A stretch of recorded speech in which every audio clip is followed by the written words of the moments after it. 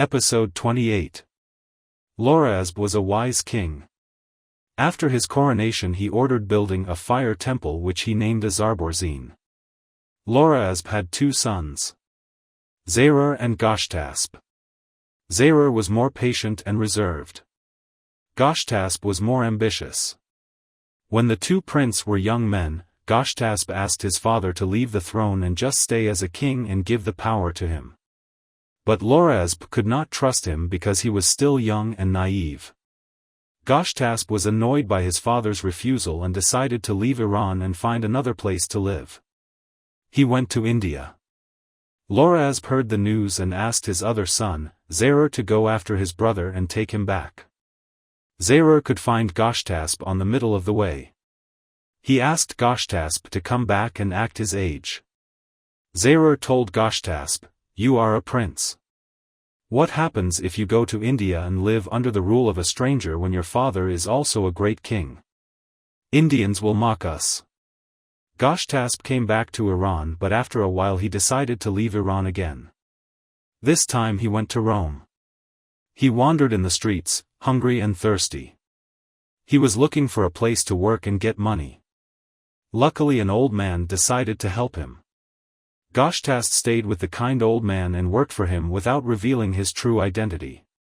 At that time, the emperor of Rome was looking for a good husband for his oldest daughter, Catiun.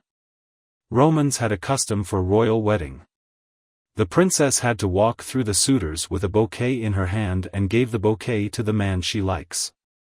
The night before this ceremony, Catiun saw a dream. She saw a man from a country far from Rome marries her. On the day of ceremony, the old man asked Goshtasb to go to the ceremony with him.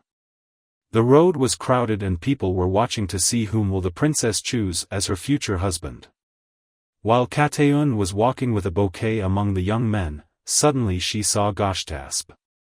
He looked like the man in her dream. She fell in love with him and gave the bouquet to him. People were all surprised. The emperor was furious of his daughter. He could not accept an ordinary man as his son-in-law. First he wanted to kill his daughter, but the royal priest stopped him. The priest said, "Your daughter has not acted against the law. She has done what her heart wanted." But the king was still angry. So he sent his daughter out of the palace.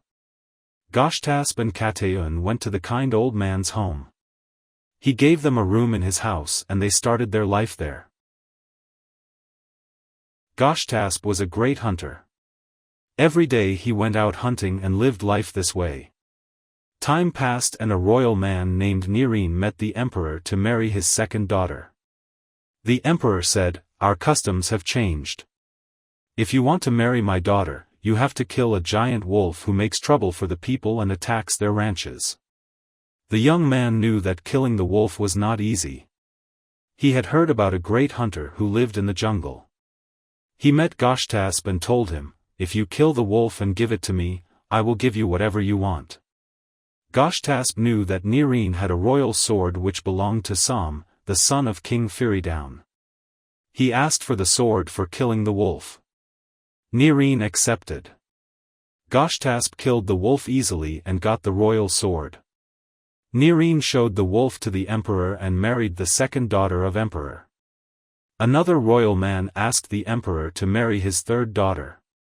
The emperor told him, "You can marry my daughter if you kill a giant dragon which makes trouble for the villagers in the mountain." The royal man had heard about Goshtasb. He asked Goshtasb for help. Goshtasb killed the dragon and gave it to the royal man and he could marry emperor's third daughter. Time passed and the emperor heard about the gallantries of Goshtasb. He wanted to meet Goshtasb. The emperor asked Goshtasb, "Young man, what is your name?" Goshtasb answered, "I am your first son-in-law. I am Catiun's husband." When emperor heard this, he felt ashamed of his deed. The emperor gave the responsibility of part of his army to Goshtasb and called him Faraksad. Goshtasb was a brave warrior and with his help, the emperor could gain a lot of victories. One day he decided to attack Iran. The emperor sent a message to King Lohraasb and warned him of war. Lohraasb was curious to know how did the Rome emperor got that much power.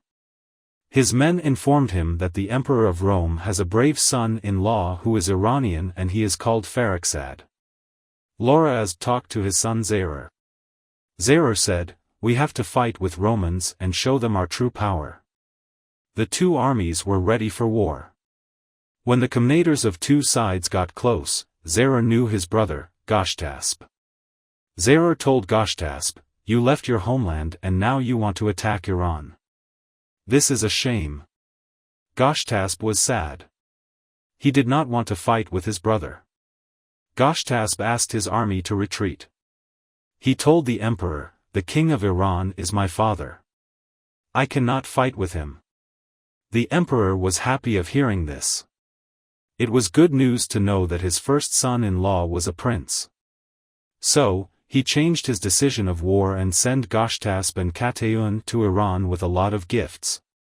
When Lohraasb met his son again, he was very happy. Lohraasb told Goshtasb, "Now you are a wise and experienced man. And now is the time for you to be the next king of Iran." End of episode 28. Thank you for watching.